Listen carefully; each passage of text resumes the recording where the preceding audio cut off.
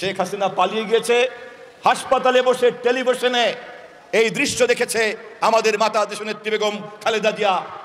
হাসপাতালে শুয়ে শুয়ে দেখেছে শেখ হাসিনাকে জনগণ তাড়িয়ে বিদায় করে দিয়েছে বাংলাদেশে। দলের সর্বস্তরের নেতা কর্মীদের সমবেদনা জানানোর জন্য এবং আমাদের সংহতি জানানোর জন্য আমরা এই সমাবেশটা ডেকেছি। দীর্ঘ 15-17 বছর যাবৎ আমাদের দলের এমন কোনো নেতা কর্মী নাই যারা শারীরিকভাবে আঘাতপ্রাপ্ত হয় নাই, যারা মিথ্যা মামলার শিকার হয় নাই, নির্যাতনের শিকার হয় নাই। এমনকি আমাদের ছাত্র নেতা,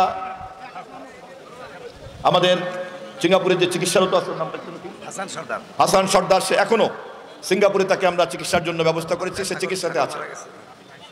এই আগুনঝড়ার আমাদের সমর্থক সাগর শেখ হাসিনার গুলিতে মৃত্যুবরণ করে মাটির নিচে ঘুমিয়ে আছে।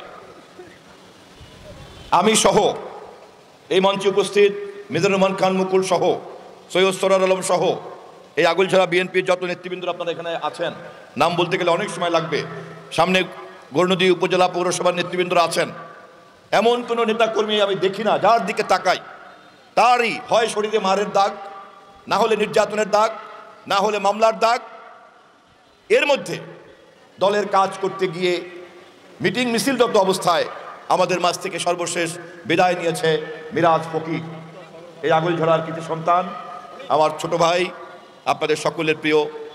গত কয়েকদিন আগে, গত 5ই আগস্ট আমাদের এরকম মিটিংয়ের মধ্যে, বিশাল মিটিংয়ের মধ্যে সে উপস্থিত হয়েছে, হৃদরোগে আক্রান্ত হয়ে মারা গেছে। বাকাল ইউনিয়নের 2 নম্বর ওয়ার্ডের সভাপতি মিরাজ ফকির, তার পরিবারের সদস্যরা আমি এখানে উপস্থিত হয়েছে আপনাদের কাছে দোয়া চাওয়ার জন্য। আমরা যখন শেখ হাসিনা বিরোধী আন্দোলন সংগ্রাম করি, ঢাকায় আমার অফিসে আগুলঝরা বিএনপির এক আলোচনা সভা, বৈঠক পরিকল্পনার সময় চলাকালীন সময় সেখানে মরহুম কবির তালুকদার ছিল, সেখানে হাফিজ ফকির, সেখানে পান্না সহ বখতিয়ার, আবুল, সরোয়ার, মনু, সব সিনিয়র নেতারাই, আগুলঝরা নেতারাই ছিল সেখানে হঠাৎ করেই হৃদরোগে আক্রান্ত হয়ে মিটিং চলাকালে, মিটিংয়ের মধ্যেই সে অসুস্থ হলো, হাসপাতালে গেল, মৃত্যুবরণ করলো। হয়তো ওই দিন যদি কষ্ট করে জার্নি করে ঢাকায় না যেত, যদি চিকিৎসা করতো, তাহলে হয়তো আমাদের মাঝে সে আজকে উপস্থিত থাকতো।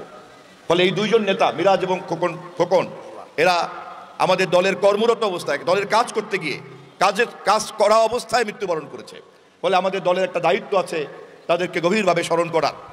সেই কারণে আজকের এই সমাবেশ। আমি একটু আজকে ভিন্ন রকম কথা বলবো, শুধুমাত্র নেতাকর্মীদের উদ্দেশ্যেই কথা বলবো, আমি সমর্থকদের উদ্দেশ্যে বা জনগণের উদ্দেশ্যে আজকে কথা বলবো না, আরেকদিন বলবো। আমি আপনাদেরকে স্মরণ করিয়ে দিতে চাই, এত দীর্ঘ ত্যাগ আমাদের মাতা দেশনেত্রী বেগম খালেদা জিয়া, গণতন্ত্রের মাতা, তাকে তিলে তিলে তিলে তিলে হত্যা করার জন্য কারাগারের মধ্যে মিথ্যা মামলা দিয়ে সাজা দিয়ে রাখা হয়েছে এবং তাকে ধীরে ধীরে ধীরে ধীরে মৃত্যুর দিকে ছেড়ে দেওয়া হয়েছে। সর্বশক্তিমানের করুণার কারণে বাংলাদেশ পরিবর্তন হয়েছে, জনগণের বিজয় হয়েছে। শেখ হাসিনা পালিয়ে গিয়েছে, হাসপাতালে বসে টেলিভিশনে এই দৃশ্য দেখেছে আমাদের মাতা দেশনেত্রী বেগম খালেদা জিয়া। হাসপাতালে শুয়ে শুয়ে দেখেছে শেখ হাসিনাকে জনগণ তাড়িয়ে বিদায় করে দিয়েছে বাংলাদেশে। রাখে আল্লাহ, মারে কে? রাখে আল্লাহ, মারে কে? শেখ হাসিনা ভুলে গিয়েছিল সীমা লঙ্ঘনকারীদেরকে সর্বশক্তিমান আল্লাহ তাআলা পছন্দ করে না। আমার বিরুদ্ধে ক্ষমতায় আসার পরেই মামলা দিল, আমি নাকি শেখ হাসিনাকে হত্যা করার জন্য ঢাকা বরিশাল মহাসড়কে আক্রমণ করেছি। সেই মামলায় আমাকে 1 নম্বর আসামি করে মামলা শুরু করেছে। সর্বশেষ যেদিন বিদায় নেয় সেই দিনও আমাকে কারাগারে থাকতে হয়েছে পুলিশ হত্যার অভিযোগে।